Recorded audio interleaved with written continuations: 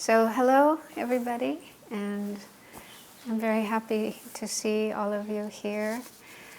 I just arrived yesterday from Northern Europe, so I'm kind of still going from 3 degrees to 29 degrees. It's body and mind are not quite sure where they are, what's going on. I'm very happy to have this opportunity to give this course. So we'll have 3 sessions during today, about an hour 10 minutes each, with some breaks in between. I can see lots of goodies out there that you can enjoy, and tea and so forth. So part of the time I will be talking about the material, and then part of the time we'll also be doing some meditation, and there'll also be time for questions. So anyone who has a question about the material, I'll do the best I can to answer. So today we are starting a new module of the Discovering Buddhism program, module 11. The topic is Transforming Problems, which is one of my favorite topics. It's so useful, it's so practical, it's something we all need. And I'm just curious, how many of you have already done all the previous modules? Fantastic. Yeah. Wonderful. How many have done some of them, but not all? Good. How many haven't done any of them? Okay, so nobody's like totally new, just walked in this module. Okay, good. So it's just helpful for me to know, how much people have already learned, or sometimes you have brand new people walking in who don't know anything about meditation or about Buddhism. So, okay. So this will be the first day that we're looking at this topic, and then there will be 2 subsequent Saturdays. Is that right? Okay. So today we will look at this topic in a general way, and what it's all about, and we'll also look at some sort of general methods or remedies for problems, what we can do to deal with problems. And I don't know if we'll cover all the points on this handout, but we'll see how much we can do. And if we don't finish it all today, I'll finish it the next time. And the next time we will also look at this little text, which is called the 8 Verses of Thought Transformation, which is quite a well-known text. The Dalai Lama often teaches it, and it's a kind of short, sweet little text about thought transformation. And, okay, so transforming problems. Do you think there's anybody in the world that doesn't have problems? I don't know, sometimes we might have that idea when it comes to people in high places. You know, the billionaires, the millionaires, the celebrities, royalty, famous movie stars, famous football players. They seem to have such a incredible life, huge amount of money, and can go anywhere and do anything, and a lot of comfort and so on. So we might sometimes think, wow, they have everything, they have it all. If only I could be like that. If only I could be like them. So we might sometimes think that way. But the reality is they have problems too. Because, for example, this human body, having this human body, means we are subject to sickness, we get sick, we have discomfort, pain, aches and pains, we get old. No matter how much money you have, you can't stop yourself from getting old. You can cover it up, of course, with plastic surgery and all these other things. But, that's just on the surface, you know. Inside it's still getting old. And then eventually we all have to die. So money can't buy eternity, immortality. So we all have to die. Just to give an example of this, I've been living in Denmark the last year and a half or so. And in Denmark there's a royal family, the queen, and she has a husband, they have several children, grandchildren, and so on. They're very popular. There are even magazines devoted to the royal family. You know, what they're doing, what they're eating, what they're wearing, where they're going, and so on. So a whole magazine just about the royal family. So it looks like they have a pretty charmed life. You know, very nice, very comfortable, and so on. But recently it was announced that the Queen's husband, his name is Henrik, he's from France, that he has dementia. So I think we know what that involves. Some of you may have personal experience of that, but it's suffering for the person who suffers from dementia, but also for the whole family, right? So when you see that person who's your husband or your father or your grandfather or your cousin or whatever, you know, you see him mentally deteriorating, gradually losing his cognitive abilities and his memories and so on, and so it's difficult. You know? So even in such a charmed life, family, and so on, they're still suffering. So this is the first noble truth the Buddha pointed out right after he became enlightened. Very first thing he spoke about. He didn't kind of rave about how wonderful enlightenment was, this wonderful state that he had just experienced. Instead of that, he spoke about suffering. He said there is suffering. It's a reality, it's a truth, it's present in everybody's life. And it's significant that that's the first thing he talked about after becoming enlightened. Because we do have suffering, we do have problems. It's part of our life, it's part of our world, it's part of every being in samsara, every being's life. And we have to recognize it, we have to acknowledge it, we have to confront it. Because by doing that, we will be inspired, motivated to do what we can, to do what we need to get out of suffering. So if we're blind to suffering, if we ignore it, deny it, pretend it's not there, you know, just try to turn the other way and pretend there's no suffering, then we won't have the necessary energy and drive to practice, to do what we have to do to get out of suffering. So awareness of suffering gives us a lot of energy, a lot of drive to find a way out of suffering. But it's also difficult dealing with suffering, you know, it's painful. So we need to learn how to deal with suffering in a wise way, in a skillful way, so that we don't become overwhelmed by it. Because this is something that sometimes happens, you know, when we do start to open up to the reality of suffering, it can seem overwhelming. Yeah, and we can sort of feel, we can fall into states like depression, despair, pessimism, and so forth, become just really like defeated. And then you don't have any energy. You can't even get out of bed sometimes. So we don't want to go to that extreme. We want to be aware of suffering, aware that suffering exists, but not to that extent. You know what I'm talking about? That we feel depressed by it, defeated by it, overwhelmed by it.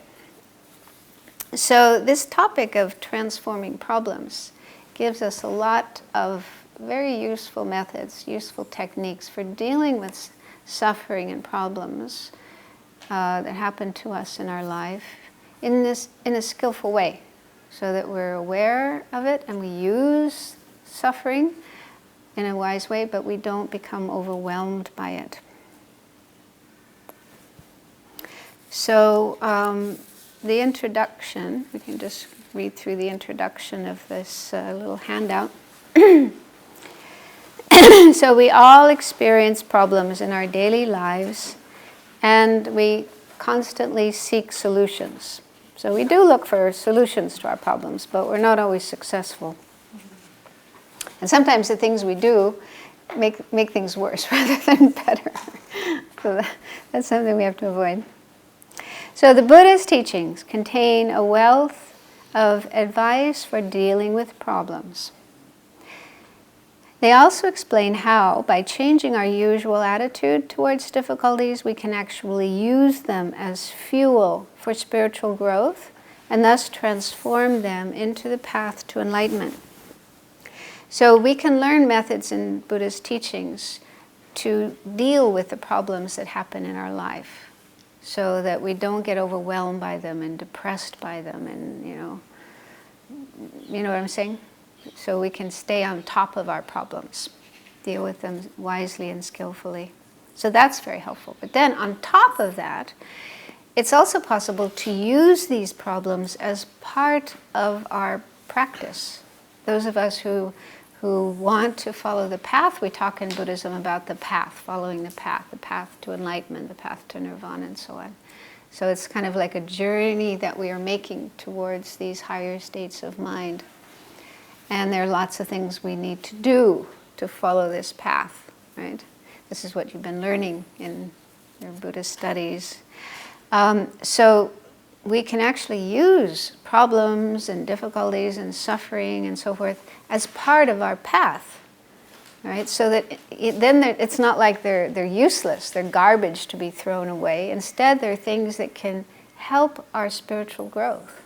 They can actually help us progress along the path and get closer to enlightenment. So that's really wonderful. That's like good news. It's a bit like, garbage, like food garbage. A lot of people will just throw away food garbage, like potato peels and orange peels and rotten tomatoes, and they just throw it away. But people who have a garden or who have a farm, they'll take that stuff and make it into compost, into fertilizer, something really rich.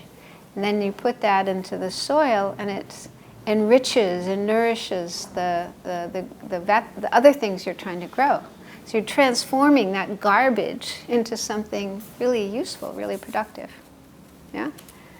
So that's a smart thing to do, isn't it? So in a similar way, problems, unpleasant experiences that we have, difficulties that we have, we can recycle them, we can reuse them, we can turn them into something useful, something that will help to nourish our spiritual growth, the growth of our mind, of our good qualities, of our realizations, and so on. So it sounds good, doesn't it? Okay. And then it says, the essence of Buddha's teachings is to transform our mind from negative into positive, from selfishness into compassion and altruism. So this is something I've often heard the Dalai Lama say when he's teaching. He says, the essence of Buddhism is transforming our minds. And I really like that. I find that really wonderful. Because Buddhism can be so complex, especially Tibetan Buddhism. Have you noticed? There's so many different kinds of practices, mantras and meditations and prayers and different deities and so many different things to study. It's just like this huge body of things to learn and practice, right? So it can be quite overwhelming sometimes. So I liked what His Holiness says, because then if you can understand that and accept that, it means that all of those different things, the different prayers and practices and meditations and mantras and deities and books and information, all of those things are for the same purpose, the purpose of transforming our mind, bringing about a transformation of our mind. And what it means to transform our mind is to transform it from negative to positive. Now these terms like negative and positive are often used, and for example, we talk about negative states of mind or negative emotions, positive states of mind, positive emotions. So what do you think is the difference between negative and positive. How do you understand that? How do we determine if a certain state of mind or a certain emotion is negative? Any ideas? Maybe if, because of emotion will act badly or toward others, so that's of course negative. Yeah, so if it causes us to... Suffer. Yes? Motivation. Sorry? Motivation. Motivation. But I'm talking about states of mind. States of mind. Like anger. Yeah. Yeah, that's an example of a negative state of mind. But what is it that makes it negative? Why do we say that it's negative? Influence it has on us and others. Mm-hmm. Both. Ignorance. Because it affects the body. Sorry? It affects the body in a negative way, no? Yes. I think that it's like how things occur to us, you know? How things occur to us. Yes, sometimes they occur like badly, and sometimes it's like, okay, you know? Mm. Even in the same day, you can see things differently, and they affect you in a different way. But here I'm talking about inner states, internal states of mind, certain types of thoughts that come up in our mind, certain types of feelings that come up in our mind, not from outside, but from inside of ourselves. So we say some of them are negative. So why do we say that they are negative? What makes them negative? Yeah? Because they are, at the end they are others, or they make positive things toward ourselves and towards others. If, for example, I'm generous, so for example, and I'm giving something to somebody so I can make him happy and make the family around him or the people around him happy, and also myself happy. So that creates positive influence. Yeah. Yeah. And if it's negative, of course, for anger, for example, so then it's the opposite. Makes suffering. Yeah. Yeah. Also, it makes us more, the illusion bigger when it's negative. Makes delusions bigger, yeah. Positive makes us see more the correct view that we should see. Mm. Maybe it's the way we interpret the world. It should be in a way that I think it should be. I have a certain expectations, and when it doesn't come, everything starts to become more and more negative. Yeah. Okay, so many of you have said similar things, and the things that I was looking for, hoping to hear, that my understanding anyway, of the criteria for what makes a state of mind negative or behavior negative is if it causes suffering, if it's the cause of suffering for oneself and also sometimes for others, although it doesn't always cause suffering for others, but it may cause suffering for ourselves. Just for example, you may be sitting all by yourself at home and you start thinking in an angry way. You think about someone you don't like, okay? And your mind just goes into this whole trip, this whole story about this person. So you're there all by yourself, nobody around you to, throw things at or hit or yell at. You're just by yourself. But still, what's going on in your mind makes you suffer. It's painful, it's disturbing, it's agitating. You're not happy, you're not calm, you're not peaceful, you're not having a great day, right? Because of what's going on in your mind. Maybe a beautiful day like today, you're in a beautiful place, but still internally what's happening inside of you is painful, okay? So that's the main criteria for a state of mind and way of thinking, emotions and so on, being negative. They cause suffering. They cause suffering to yourself, and they might also cause suffering to others. If you're in a negative state of mind, somebody rings the doorbell, and you're feeling really angry and aggressive. So the way you talk to this person may be, frightening for them, painful for them. So whatever causes suffering, harm, problems for oneself and or for others, that's the main criteria for something being negative. Then on the other hand, positive would be states of mind, thoughts, feelings, emotions that have the opposite effect. They bring about a calm and peaceful, positive state of mind for ourselves and often for others as well. For example, I was just with the Dalai Lama last month in Riga, Latvia.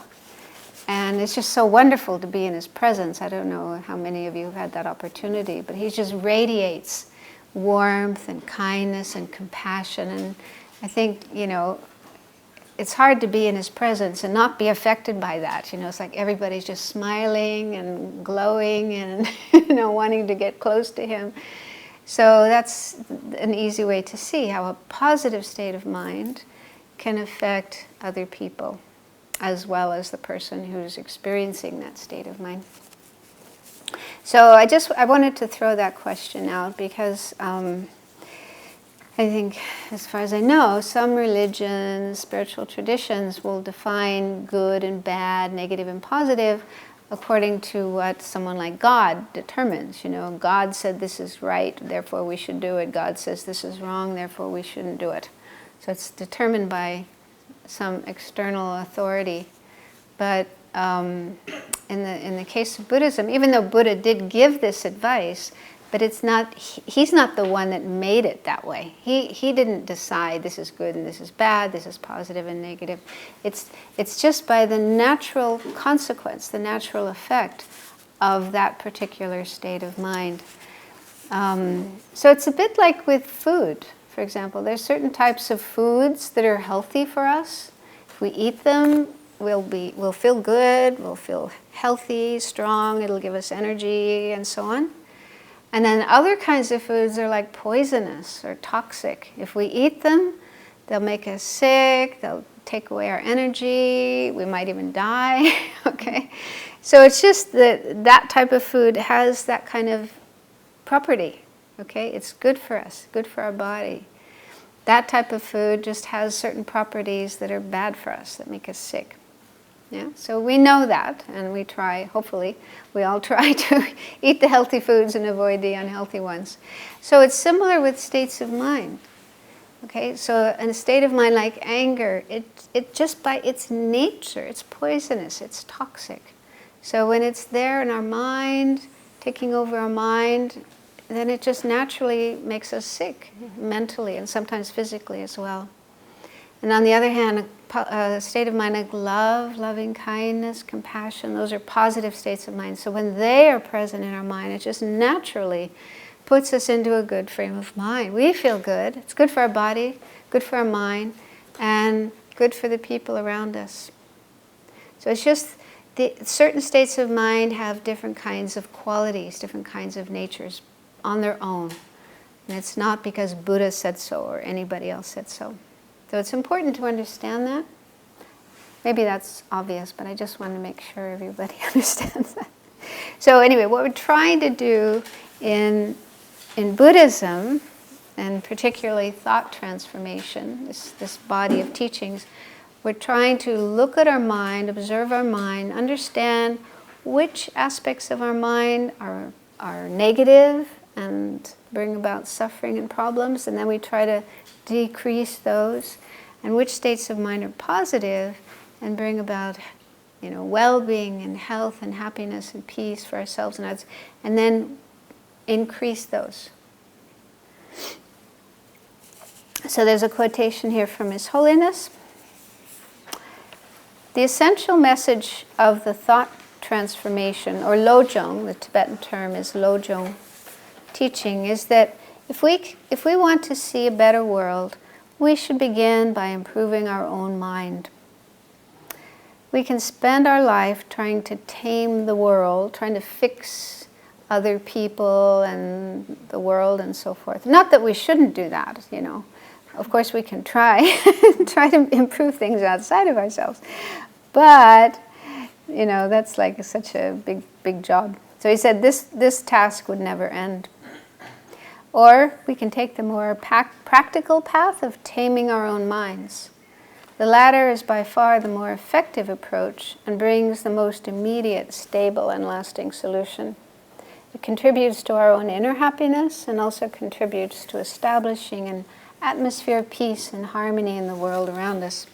So if we do want to bring about more peace, more harmony, better conditions in the world around us, in your own country, in the world, and so forth, the best way is by working on yourself, working on your own mind. Like Gandhi, you know that wonderful quotation from Gandhi, be the change you want to see in the world.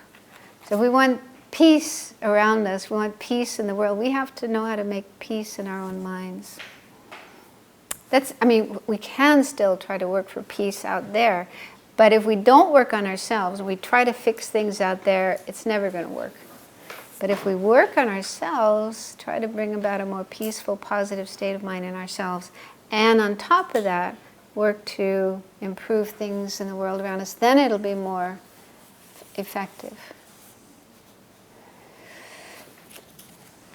Okay, so then this topic of transforming problems comes in this larger body of teachings, which is called Lojong, or thought transformation. So there's a whole body of teachings and texts as well on this topic of Lojong, thought transformation, such as the 7-point mind transformation by Geshe Chekawa, the 8 verses of thought transformation, which we'll look at next time, and so on. So there's texts and teachings on this topic of Lojong, or thought transformation, and included in that is this topic of transforming problems. How to transform problems into the path. Use problems within our path to enlightenment. Okay, so first it's good to look at what is our usual way of reacting to problems. So that's point number 2 on this handout. So we all have problems, and when problems happen, we react to them. So some of the ways that we react to or respond to problems may not be very wise or skillful, and they might just make things worse rather than better. And there's this sutra called the Salata Sutra. You can Google it and find a translation of the whole sutra. It's very interesting. It's in the Pali Canon, the Theravada Buddhist collection. I don't know if it's in the Mahayana Canon or not, but it's very interesting. So in this sutra, the Buddha said that when we experience a problem like pain, he spoke specifically about pain, like physical pain. He said it's like being shot with an arrow. Like somebody shot you with an arrow. Then, on top of that, he said if we react with sorrow, with grief, and so forth, these kind of emotional, like mental, psychological, emotional reactions to that, then it's like being shot with a second arrow. Like you're shooting yourself with another arrow. So one arrow is bad enough, that's painful enough, but if you have a second arrow, it's doubly painful. So he says in that way, we experience 2 pains, physical and mental. And then he goes on to say that we then feel resistance to the pain. It's like I don't like this, I don't want this, we have aversion, we want to get rid of it, that kind of reaction. And we take delight in sense pleasures. So we try to run away from the pain and try to find something pleasant to, take away the pain, to make us feel better. And in that way, we perpetuate these 2 states of mind, aversion, dislike, aversion on one hand, and then attachment, desire, greed on the other hand. So those 2 states of mind, which are 2 of the 3 poisons, those are perpetuated, those are increased. And then on top of that, because we don't understand the actual way that things exist, that's ignorance, we perpetuate ignorance. So in this way, if we react in that kind of way, we continue to circle in samsara, the cycle of death, rebirth, and suffering. And then he goes on to talk about how a skillful, wise practitioner would deal with pain. They would just deal with that first arrow and not the additional ones of aversion, attachment, ignorance, and so on. So they deal with it in a much wiser and more skillful way, and they don't create more problems like that. But this is a very nice analogy, and I think we can see it in ourselves. When we have some problem, whether it's a physical problem, pain or sickness, or if it's a mental or emotional problem, somebody treats you badly or whatever. So that's already painful, that's already unpleasant. But then, because of not knowing any better, our mind just starts going blah, blah, blah, blah, blah. And we will just, there's a list down here of some of the unskillful ways that we can respond to problems. The first one is denial and or escape. So that's what a lot of people do, is I just want to get away from this. So they run away from the problem and they drink, get intoxicated, take drugs, go to the movies, listen to music, dance all night. So they just, try to avoid, get away from the problem. Not dealing with the problem. They're not really dealing with it, facing it, confronting it. They're just trying to get away from it. But that's only a temporary escape, right? You can spend all night drinking and dancing and maybe feel better, but the next day the problem is still there. You haven't really dealt with it. But some people just keep doing that, and they may even become addicted. Yeah. Heroin, such a big problem right now in America. I don't know about here, but it's a huge number of people using heroin in America. And apparently it's really cheap. It used to be expensive, but now it's like really inexpensive, so it's so easy to get. So many people destroying their lives with heroin. So this is one unskillful way of responding to problems. Another one is anger, blame, holding grudge. So if there's another person who acted towards you in a way that caused you suffering, okay, I mean, it's quite reasonable that we feel upset and angry at that person. But then, to just continue being angry and blaming and, holding a grudge and so on and so forth. People can continue doing that for months, for years, for their entire life. Sometimes they go to the end of their lives. They go to their graves, we say in America, continuing to be angry and blaming and complaining about that person that hurt them.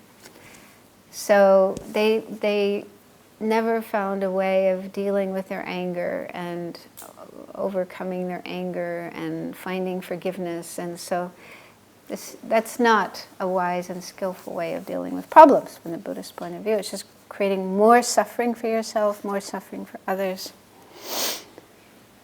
Another one is self-blame, guilt. So sometimes people blame themselves. Oh, I'm so stupid, I'm such an idiot, I acted so badly, I'm a failure, I'm a loser. Right? So putting the blame on yourself, putting yourself down, beating yourself up mentally, psychically, developing a really negative image of yourself. Okay, so this is another thing that people sometimes do, which is also not helpful, not skillful. Another one, taking things personally and feeling like a victim. This was mentioned in Howard Cutler's book called The Art of Happiness. Some of you read that? Very interesting book. Howard Cutler is an American psychiatrist, and he wrote a number of books. The Art of Happiness, The Art of Happiness at Work, The Art of Happiness in a Troubled World, and so on. They're conversations with the Dalai Lama. Oh, yeah. You know that? What's the name? What's the name? Howard Cutler. Really interesting books. Because he's kind of bringing in Western ideas and Western questions, Western way of thinking and discussing with the Dalai Lama. So anyway, yeah, he mentions this taking things personally. He said this is actually a huge cause of suffering. And he mentioned just one example of that. He was having dinner with a friend in a restaurant, and the waiter was not being very attentive,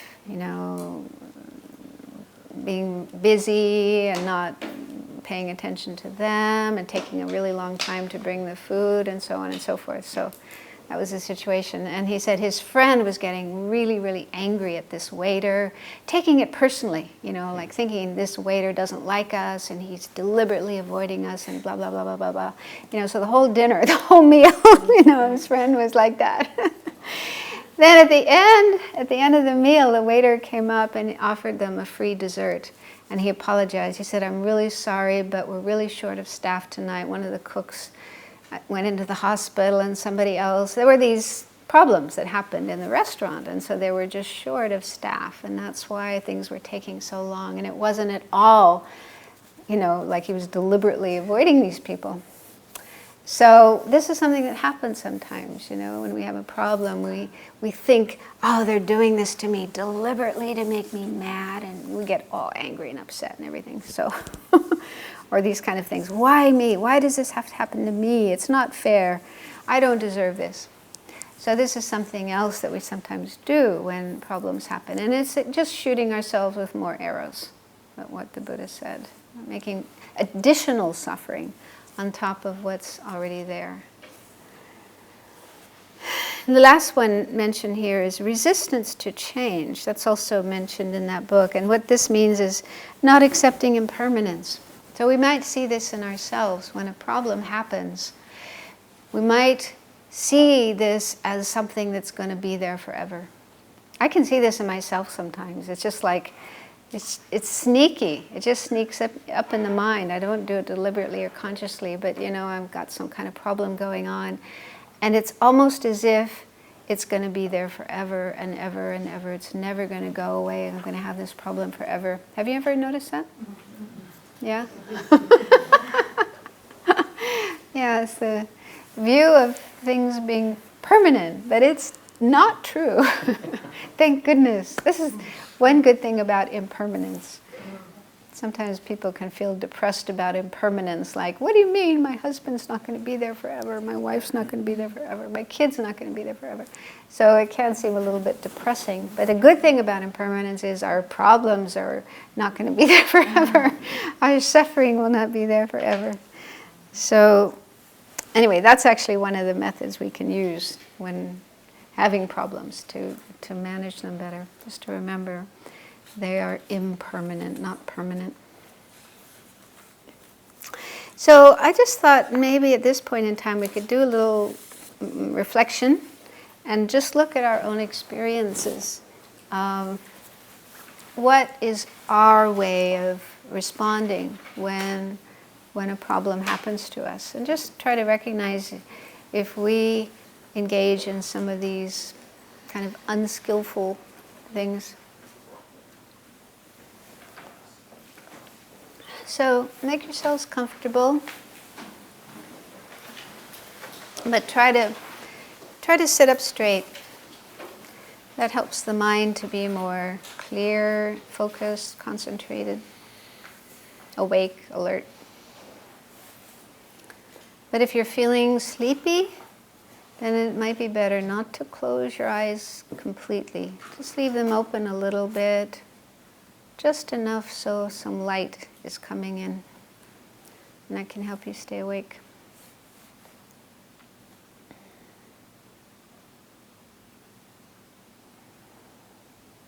Relax, let your breath flow in and out in a natural way.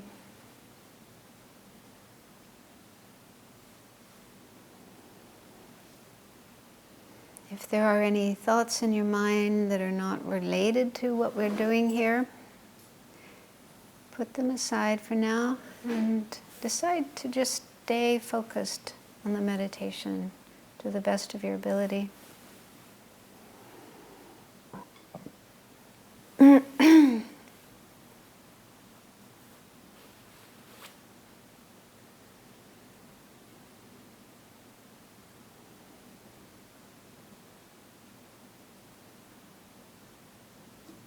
So bring to mind an experience that you had where some unwanted problem happened in your life. It could have been a physical thing, getting sick, or having an injury, or having an ache or pain in your body, or it could have been something in relation to another person. Somebody did something, said something, behaved in a way you didn't like. Or it could have been just some personal problem. Maybe you found yourself in an unpleasant or negative state of mind. So it might be good to try to remember something that happened recently so it's still fresh in your mind.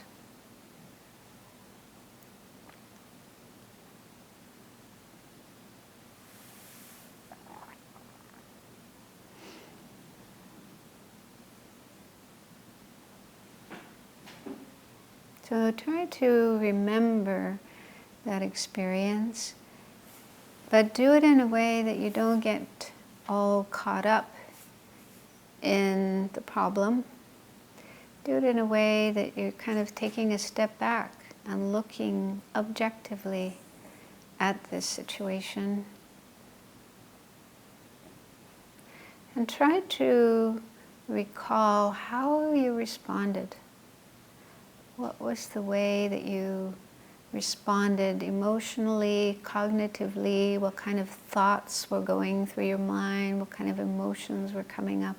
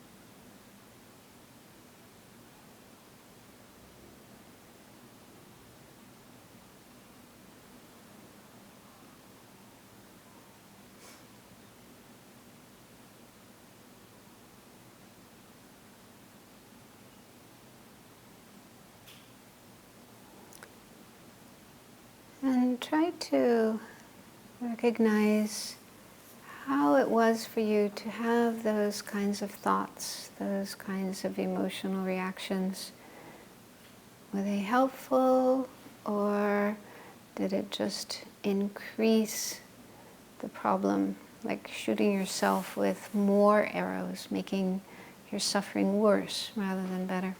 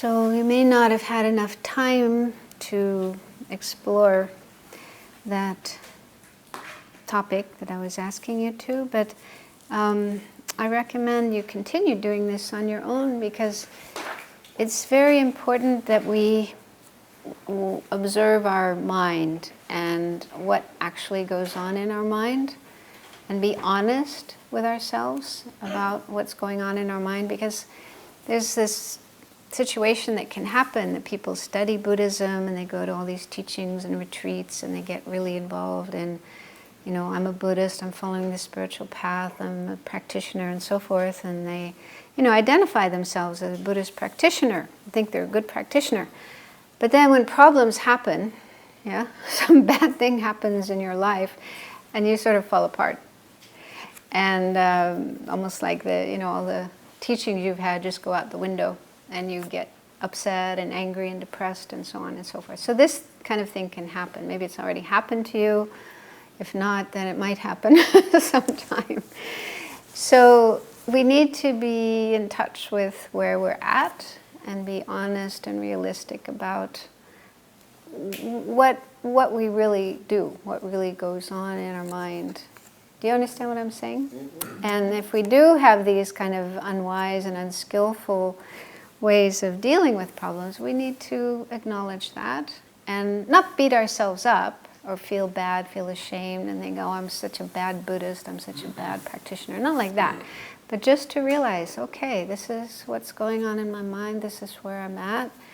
And if you do, you know, you find that you're not dealing very well with problems, then you need to go back and study more and practice more and use these methods that we're looking at in this topic. Does that make sense? Mm-hmm. Yeah. I think that it's not enough just to be honest with yourself.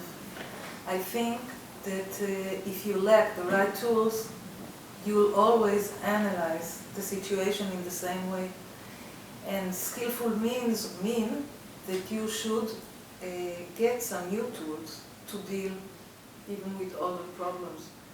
When you see them and you know you need to deal with them differently, Mm-hmm. you need new tools. Mm-hmm. Yes, yeah, that's a good point. There are lots of different tools, different methods from Buddhism, but you can also find tools from other sources as well. I think whatever works, whatever helps you to deal with, resolve, get beyond problems, learn from problems, grow from problems. I have a question. I understand the second arrow. For example, if I feel that I am a victim, okay? Why happened this to me? That is the second arrow. I can understand the second arrow if I feel that I am bad or I am guilty for this thing that happened. For me, it's difficult to think about the second arrow when here says if you react with sorrow or grief. This is also the second arrow. And I think, okay, for me it's like a division, because like what? Like Grief. grief and sorrow, for example. They are two emotions that, for example, someone told me that the person that I love or that I like had died or is ill. Okay? One thing, the second arrow is not to think, oh, why happened this to him or to her? Because this is not to understand impermanent, okay? And it's the second arrow. The person is ill, and the person has passed over because it's life here.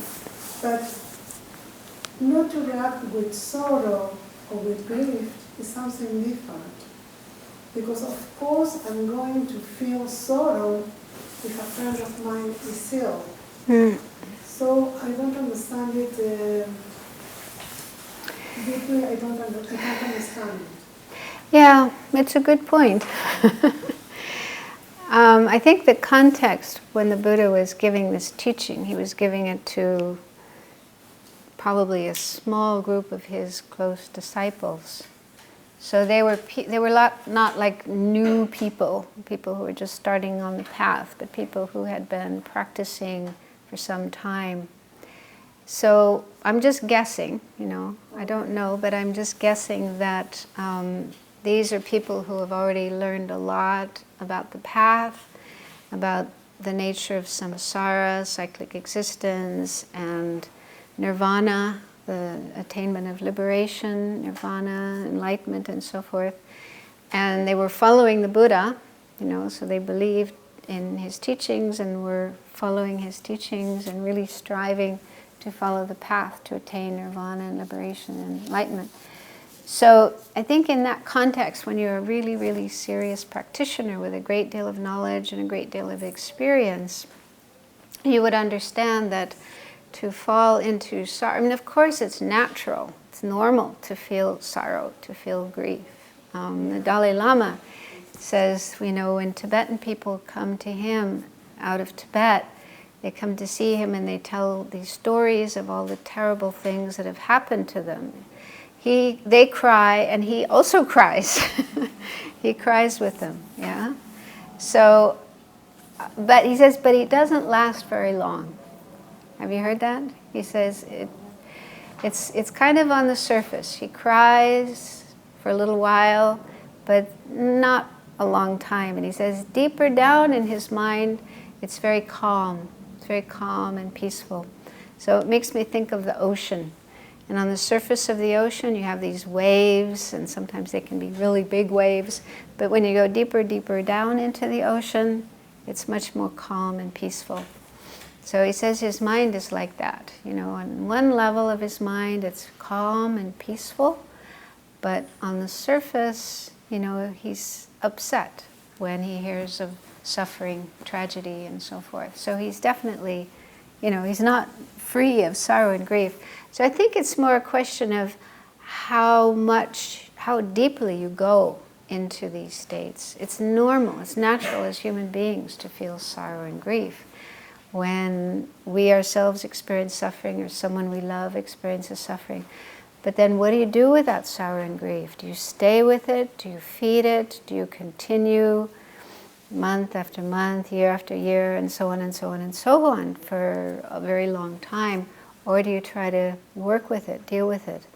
So, that's part of the teachings here, is how to deal with these kinds of situations, these kind of problems, so that we don't get stuck. It's a bit like getting stuck. Sometimes people just get stuck in their sorrow and their grief and never get out of it, never get beyond it. So I think that's more what the Buddha is talking about. Yeah, but it's a good point you made. And also we're all at different levels of our practice.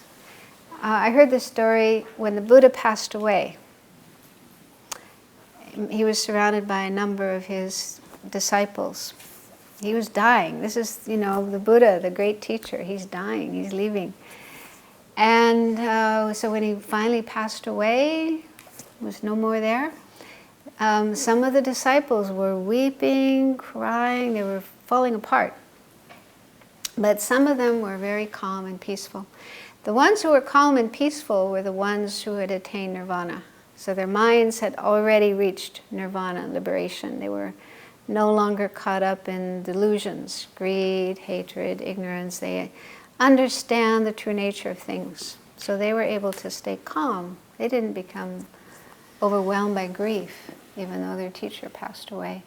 So the ones who hadn't reached that state, who were still caught up in these disturbing emotions and so on, they were the ones who were still, sorrowful and grieving when the Buddha passed away. So we have to see where we're at. I know myself, I'm still very much an ordinary being. I still feel sorrow and grief when problems happen, when a loved one passes away. But I try to work with those experiences and not get stuck in them. Not to be attached to them. Yeah, that's one thing. Not Yeah. overwhelmed, maybe. Well, it's hard sometimes not to be overwhelmed. I was overwhelmed when my mother passed away, yeah, but I was able to get out of that. I mean, some people become overwhelmed and they stay overwhelmed, yeah, and sometimes even commit suicide. I think about when Geshe Tenzin Zopa was here, he said about what happened to him when Geshe Lama Kuncho, his root guru, his father, mother, everything, when he passed away. He said, I was sorry, but it took me 5 minutes to pull myself out of it. And a big discussion ensued, is sorrow a disturbing emotion or not? Which is kind of tricky, especially in a Western setting.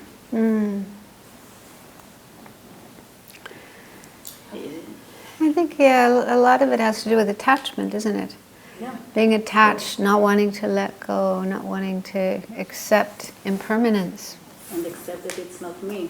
Like the self, when you're sorry about yourself. Because the person is not there, so you remain and you don't have it. So it's all about me. That's another thing that's interesting. Huh? Yeah, what I would I do? Yeah, I don't have that person anymore. Yeah, It's natural in a way, in a sense. yeah, It's all Accept natural. it. yeah. It's also natural. So the point is not to deny. We shouldn't deny, we shouldn't pretend we don't feel sorrow. If we do, we should be honest about it. Accept it, acknowledge it, but at the same time try to find ways of working with the sorrow so that we can transform it into the path, make it part of the path, and eventually get beyond it, not get stuck in it. Judaism, you have a very good technique. It's 7 days, and you want meditation and Yeah, And that's then 1 it. year. You're so tired. not 1 year. After you have And it's we not have a very good not technique. 30 days. Yeah. In Judaism we have a very good technique. You have to be sad for 7 days, and then 8th day is perfect. Yeah. Yeah. No problem. But does that work? I mean, really? No, it's No. much longer than that. It's 7 days that Yeah. you mourn, and then Yeah. for 1 year you can say Kaddish, which is a prayer for the Yeah. if it's a Yeah. close parent, not a family or brother or things like this, and then after that you're finished for the morning. But you have to take those prayers for that person, not for yourself. Yeah, You pray that's for that nice. person, for his alleviating up. Yeah, that's nice. The In the mind paradise. doesn't work according to these rules. But No, it's rare. But that's understandable. I mean, I've heard, I think they say in psychology that it takes 1 year to get over each 5 years you've been with somebody. Have you heard that? Ah. So if you've been married to somebody for 20 years, and then that person passes away, it will take you 4 years to... So we should divorce every 5 Well, it doesn't mean, I mean, it doesn't... So you mourn all the time. Well, I mean, that's just an approximation. I've just heard that. You can disagree or So we agree. should But, divorce every 4 years. but everyone's different, too. Maybe some people can get over it more quickly. Some people need more. Anyway, it's time for a break. We're a little bit over time now, but let's have a break until 10 past. Yeah, we're kind of over the time. 20-minute break.